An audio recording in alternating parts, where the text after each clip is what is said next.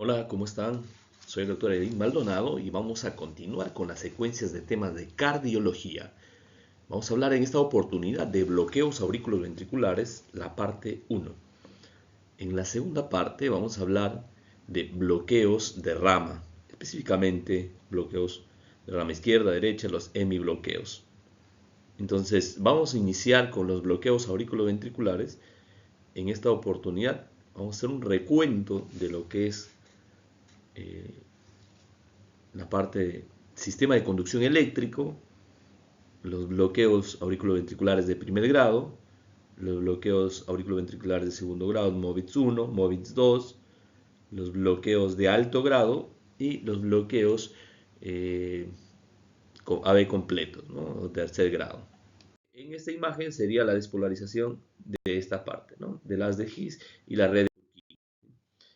Entonces, aquí nosotros vamos a ver, la repolarización auricular está detrás de la R, como es el complejo QR es más alto, no se puede ver, pero la repolarización ventricular se ve en la onda T, está transcrito en la onda T. ¿Sí? El intervalo PR, que habíamos dicho que es la primera parte desde la onda P hasta lo que es la R, vamos a hacer un trazo imaginario y vamos a medirlo, tiene una dimensión o un tamaño de 0,12 a 0,20 segundos o traduciéndolo de 120 a 200 milisegundos, ¿no? Entonces, esta es la distancia que va a transcurrir, ¿sí? Cada cuadrito de estos tiene 0,04 segundos, ¿sí? Entonces, multiplicándolo, si tiene 5 cuadritos y cada uno tiene 0,04, vamos a tener 0,2, 0,20, ¿no? Entonces, cuando hablamos que tiene el intervalo PR mide más de 0,20, ya estamos hablando de un bloqueo, ¿sí? Bloqueo auriculoventricular. Entonces, ahora esos bloqueos auriculoventriculares los vamos a ir clasificando, ¿sí? ¿Cuáles son las causas de los bloqueos auriculos ventriculares?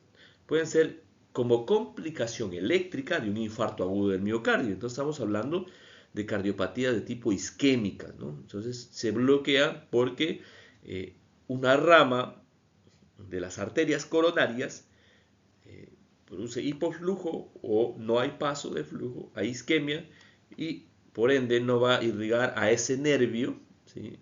Y ese nervio deja de inervar o de funcionar en esa zona y lo que vamos a ver es como los bloqueos. Por valvulopatías, también las cardiopatías isquémicas pueden producir, ¿sí? Lo que son las complicaciones mecánicas, ¿sí? Y dentro de las complicaciones mecánicas tenemos lo que son la ruptura de las cuerdas tendinosas, las comunicaciones auriculoventriculares, entre otras, ¿no? Pueden ser también valvulopatías que se van a ir degenerativas, ¿no? Las miocardiopatías, por ejemplo, una alteración del sistema eléctrico por una miocardiopatía de origen chagásico, aquellas personas que tienen chagas y que no hicieron un tratamiento inicialmente y que a la larga esa enfermedad o ese parásito o hemoparásito termina por denervar al corazón, por consumir el sistema eléctrico cardíaco, lo mismo con el esófago, lo mismo con el colon, ¿no? Nos puede ser también por enfermedades degenerativas, sobre todo en aquellos adultos mayores, ¿no?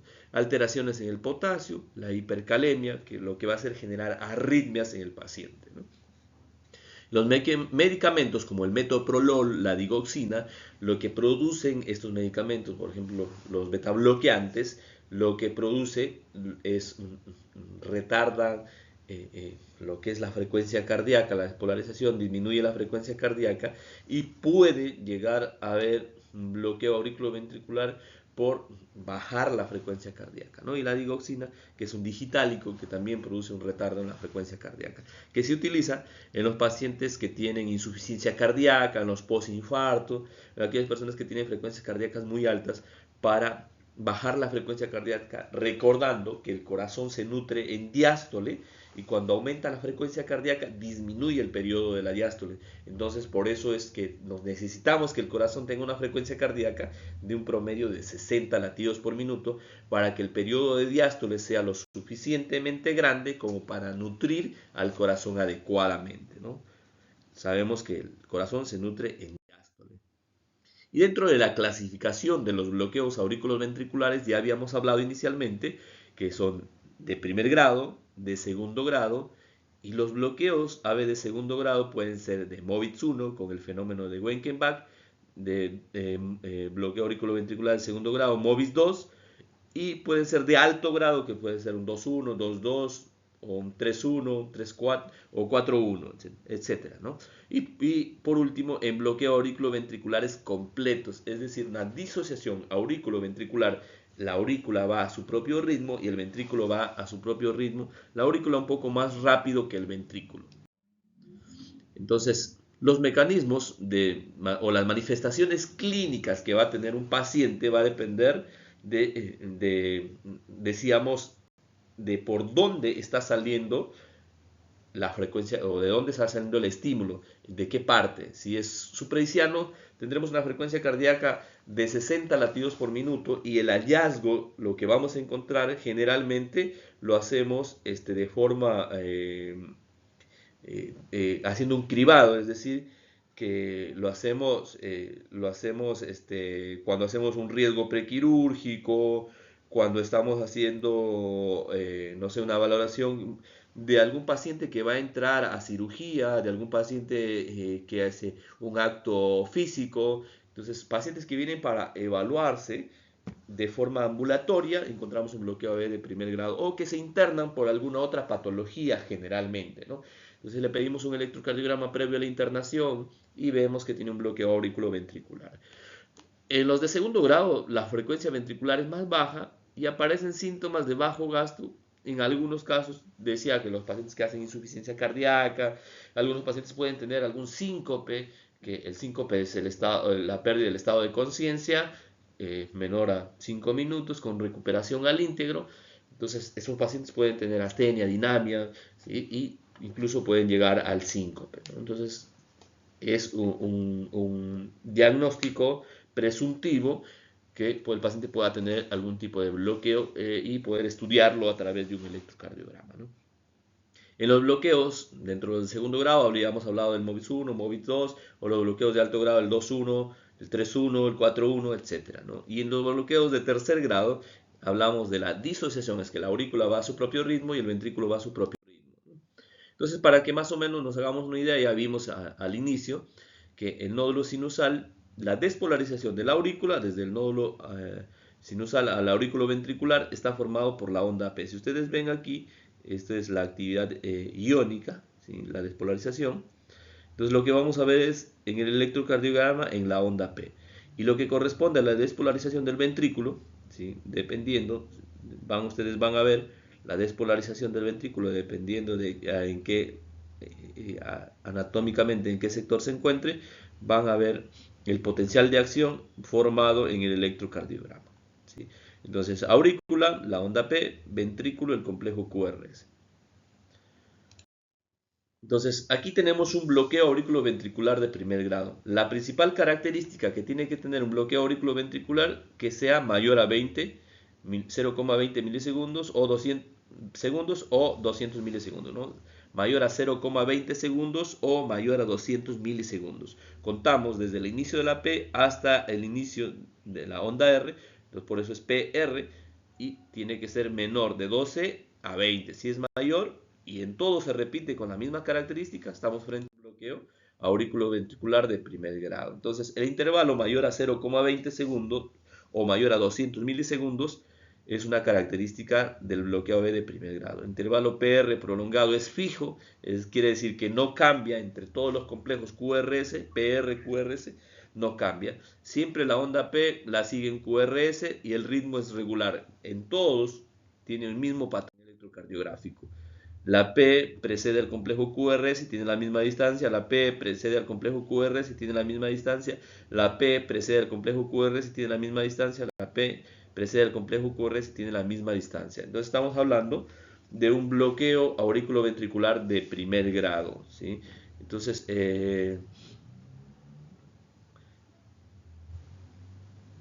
todas estas características son similares, ¿no?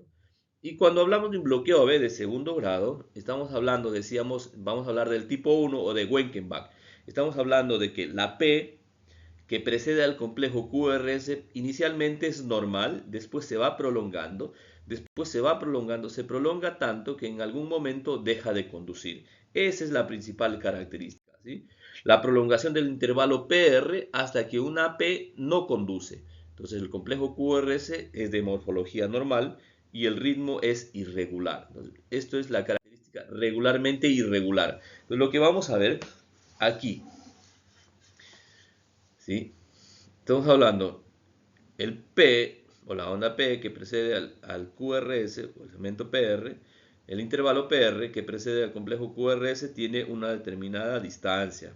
Sigue, aquí se va prolongando el PR y en el tercero se va prolongando más hasta que en el cuarto no conduce. Esta es una P, debería haber un complejo QRS, ¿sí? Pero ya no hay. Entonces desaparece y otra vez sale con P y tenemos un QRS, ¿no? Entonces aquí tenemos un bloqueo auriculoventricular de segundo grado, ¿sí? MOVITS 1, que significa que todas se va prolongando, el PR se prolonga hasta que uno no conduce, es la principal característica. Estamos hablando de un fenómeno de Wenckebach. Y en el bloqueo AB de segundo grado tipo MOVITS 2, entonces la P que precede al complejo QRS es normal, es normal, es normal, hasta que una de las P deja de conducir, ¿sí? Vamos a verlo, ¿sí? Dentro del MOVITS 2 o MOVITS, bloqueo aurículo de segundo grado, aurículo ventricular de segundo grado, MOVITS 2, tenemos el intervalo PR es constante hasta que una P no conduce. Entonces es fijo, puede ser 2-1, 3-1, 4-1, mientras más cercano, sí, mientras más cercano sea un 1-1, es más peligroso, ¿no? Porque en cualquier momento ya hay un bloqueo AB completo, ¿no? Entonces estamos hablando que son ya de alto grado, ¿no? Entonces, 2 o más P son bloqueadas, etc. Vamos a ver el ejemplo. Tenemos una P que precede a un QRS, el PR es normal, el PR es normal, que la P que precede al PRS con un PR normal, la P que precede a un QRS con un PR normal, hasta que aquí hay una P y ya no hay QRS. Nuevamente viene el mismo patrón. Y este patrón electrocardiográfico se va a repetir en todo el electrocardiograma. 3P que conducen normalmente y una que no conduce. 3P que conducen normalmente y una que no conduce. Entonces tenemos un MOVITS 2 de tipo 3-1. 3 conducen, una no. 3 conducen, una no. Entonces decíamos que estas pueden ser de diferentes formas, ¿no? Aquí tenemos, ¿sí? PR, QRS, P que precede al QRS con un PR normal, P que precede a un QRS con un PR normal, hasta que esta P no conduce. Y oh sorpresa, aquí hay otra P que no conduce. Entonces tenemos 3 complejos QRS normales con 2 que no conducen. 3-2. ¿Sí? Entonces este es un bloqueo auriculoventricular de alto grado. Y los bloqueos auriculoventriculares de tercer grado, estamos hablando ya, es un bloqueo de alto grado. Lo que pasa aquí que la aurícula va a su propio ritmo, la aurícula es regular, tiene su propia distancia, más rápida que el ventrículo y va a su propio ritmo. ¿Sí? Aquí está metido uno dentro de la T, va a su propio ritmo y el ventrículo, ven, más lento, va a su propio ritmo. Ambos son, las P son regulares, pero a su ritmo, y los QRS son regulares a su ritmo, ¿no? Entonces la característica de esto se llama bloqueo auriculoventricular completo de tercer grado. Hay una disociación entre las aurículas y los ventrículos, cada uno tiene su propio ritmo. Entre P y P es constante, es decir, tienen el mismo tamaño. Entre R y R es constante, tienen más lento, pero tienen el mismo tamaño. La frecuencia es mayor en las P que en los complejos QRS. La morfología del QRS depende del marcapaso subsidiario, es decir, de por dónde está saliendo, ¿no? Podemos tener un QRS infraisiano, o sea, por debajo, entonces vamos a tener una morfología de un QRS más ancho, ¿no? Más ancho. ¿Sí? Supraisiano, un QRS más estrecho. Es lo que nos vamos a encontrar. Entonces decíamos que las RR son regulares entre R y R y las P son regulares entre P y P y P. ¿Sí? A eso se llama disociación auriculoventricular. ¿sí? Aquí tenemos algún ejemplo. Tenemos la P, tenemos la P, tenemos la P, ¿sí? Tenemos una P metida aquí, tenemos una P, una P, una P, una P, una P. Y los complejos QRS tienen la misma distancia, QRS tiene la misma distancia. Entonces, ¿cuánto de frecuencia cardíaca tiene este complejo QRS o este electrocardiograma? Vamos a ir contando, ¿no? Cada 5 cuadritos, 1, 2, 3, entonces le vamos a ir restando. O hay diferentes técnicas para sacar la frecuencia cardíaca, que en otro video lo vamos a ir hablando, ¿no? Entonces, este es un bloqueo auriculoventricular de tercer grado o completo con escape infraisiano o supraisiano, dependiendo de la frecuencia cardíaca y el modelo del complejo QRS que tengan, ¿no? Aquí tenemos un QRS estrecho y aquí tenemos un QRS ancho, ¿no? Tiene otra morfología. Entonces, para hacer un resumen, los bloqueos auriculoventriculares de primer grado, de segundo grado MOVITS 1, MOVITS 2 y un bloqueo auriculoventricular AV completo. La principal característica en bloqueo auriculoventricular de primer grado, decíamos que el PR es mayor a 0,20. Tiene P que precede al QRS pero mayor a 0,20. Tiene P que precede al QRS pero mayor a 0,20. Tiene P que precede al QRS pero mayor a 0,20. Bloqueo auriculoventricular de primer grado. Bloqueo auriculoventricular de segundo grado con fenómeno de Wenckebach. PR de 0,13, P que precede al QRS con 0,13 segundos. P que precede al QRS con un PR de 0,30 segundos. P y ya no hay complejo QRS. Entonces, se prolonga, aquí está normal, se prolonga y no conduce.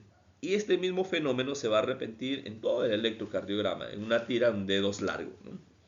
En el bloqueo auriculoventricular de segundo grado MOVITS 2 tenemos una P que precede a un complejo QRS con un PR de 0,14, una P que precede al complejo QRS con un PR de 0,14 y una P que no conduce. Entonces estamos hablando de un bloqueo auriculoventricular de segundo grado, MOVITS 2, y podríamos decir que es un 2-1. ¿Sí? Dos conduce y una no. Entonces, y en los bloqueos auriculoventriculares de tercer grado o AB completo, estamos hablando de que la aurícula va por su lado y el ventrículo por su lado, ¿no? Entonces, eso llamamos bloqueo auriculoventricular completo, ¿sí? El tratamiento del bloqueo auriculoventricular va a depender. Si el paciente está recibiendo medicación, los digitálicos, los tipo digoxina, o está con amiodarona, o está con beta bloqueante, entonces hay que suspender el tratamiento, dependiendo si es un de primer grado, ¿no? Se suspende el tratamiento. Para todos los bloqueos hay que suspender el tratamiento, entonces para todos, ¿no? Y vamos a ver, si es uno de primer grado, por ahí lo esperamos una semana hasta que se lave los digitálicos o se lave los beta bloqueantes y ver si necesita o no un marcapaso. Ya a partir de segundo grado, esos pacientes sí o sí van a un marcapaso. Y el tipo de marcapaso que le vamos a poner va a depender de la edad del paciente, de la clase funcional que tenga, etcétera, etcétera, ¿no? En la guardia, en el servicio de emergencias, ¿qué hago yo cuando llega un paciente y veo que tiene un bloqueo auriculoventricular sintomático? Entonces le pongo una ampollita de atropina y voy a ver la respuesta, si tiene una respuesta cronotrópica. Es decir, si aumenta la frecuencia cardíaca del paciente. Si aumenta la frecuencia cardíaca y el paciente había llegado sintomático, entonces le pondré isoprotenerol, ¿no? Para aumentarle la frecuencia cardíaca. O adrenalina o dopamina, dependiendo si está hipotenso y además bradicárdico, adrenalina, ¿no? O dopamina, que estaría cumpliendo las dos funciones al mismo tiempo. En el caso de que no me responda a la atropina, eso significa que no me va a responder a isoprotenerol y pensaré en ponerle un marcapaso transitorio, transvenoso o transcutáneo, ¿sí? Entonces espero un marcapaso transitorio mientras se hace la solicitud del marcapaso definitivo, dependiendo, como decíamos, la edad del paciente, la clase funcional, qué tipo de marcapaso le vamos a solicitar, ¿sí? Entonces, por último, decíamos que todos los pacientes terminan en marcapaso a la larga. Entonces, tenemos ejercicios para que ustedes puedan resolver. A ver qué tal les va. Una P con un PR normal que precede a un QRS hasta que no conduce. Una P no conduce y nuevamente una P que precede a un QRS con un PR normal y una P que no conduce. Entonces, ¿de qué tipo de bloqueo estamos hablando? Recuerden que este es un PR normal.